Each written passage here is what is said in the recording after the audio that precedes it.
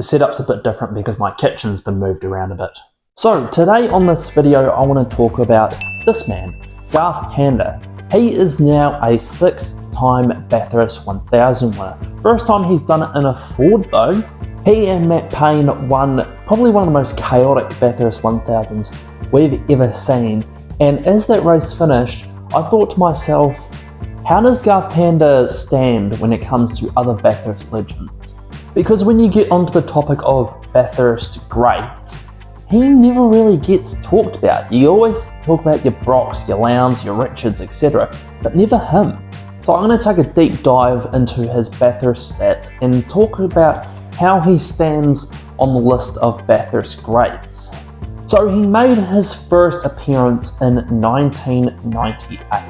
That would be for the Gary Rogers Motorsport team, the same team that he would be full-time with earlier that season, once Stephen Richards left to do some Nissan testing in the British Touring Car Championship. And he has appeared every year since then in the Bathurst 1000. Like and subscribe so my cat doesn't get too confused about my new kitchen setup. His first win came in 2000. It was only his third start in the race. That was the race of the massive wet conditions that were in the field all day. Just sort of like this year's race. The only difference, this year's race in 2000 had 55 cars. His next win would be in 2009 for the Holden Racing team after moving from Gary Rogers to the HSV dealer team where he won the championship, and then 2008 for Holden Racing team. He would partner with Will Davison in a pole to win victory, very rare to do at Bathurst.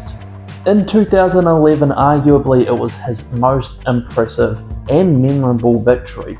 It was in 2011 where he and rookie Nick Percat made history, becoming the first rookie winner since Jackie X in 1977 and only the third one to do it in the race's history.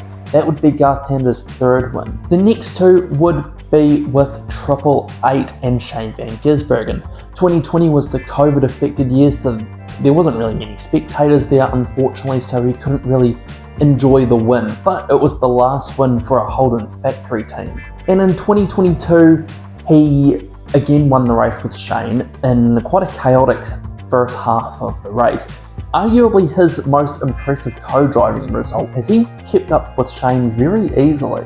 And in 2025, as we know, he won with Mt Panorama, but those weren't his only podiums. He got a few more as well, second in 2019 and third in 2010 and 2015 respectively. And there's many cases in history where he coulda, woulda and shoulda won it. In 2006, where they had the issues at the start. In 2007, he was partnered with Rick Kelly and had some sort of brake issues. 2016, he was in a battle for the lead late and had that contact with Whincup and McLaughlin. 2017, another late race issue while battling in the lead. And in 2021, Shane Van Gisbergen, his main driver, fell short late in the race. So where does he stand on the pedestal? Well, you've got King of the Mountain, Peter Brock, nothing is touching him. But then you've got the next rundown, the Bathurst Immortals. I've got Craig Lowndes, Jim Richards, Larry Perkins and Mark Skaife on this list. The next one is the Bathurst Legends. This is your Moffats, your Stephen Richards, your Dick Johnson, Jamie Whincup, Shane Van Gisbergen. Those that have won 4 or more at the Great Race. Right now, Tander was a Bathurst legend. I think he's been put up to the Bathurst Immortal standard. But that begs the question, is he a top 5 driver of all time? I think so. Call me controversial, he might be better than either Mark Skaife or Larry Perkins. In my opinion, this is how I think my top 5 would sit. You've got Brocky at the top, then you've got Jim Richards, Craig Lowndes, Larry Perkins and then Garth Tander. Yes, I think Mark Skaife has been surpassed in the top 5 Bathurst Legends talk and Garth Tander has been put in it. Mainly due to the variety of where he's won. In 2000 he won at Gary Rogers, then 09 and 2011 that was at the Holden Racing team. 2020 and 2022 Red Bull Holden Racing team and Red Bull Ampol Racing, and then in 2025 he switched manufacturers and gone to Grove Racing, and he's done it with a plethora of co-drivers as well. He did with Jason Barkwana, which there was a massive size difference between the two. Will Davison, who finished second in the championship that year. Again, Nick Percat, very green Nick Percat. Rookie year, he did 2 with Shane Van Gisbergen, and then his most recent one with very green Matt Payne. So when it comes to drivers that have 6 or more wins, his CV is looking a bit more diverse than others.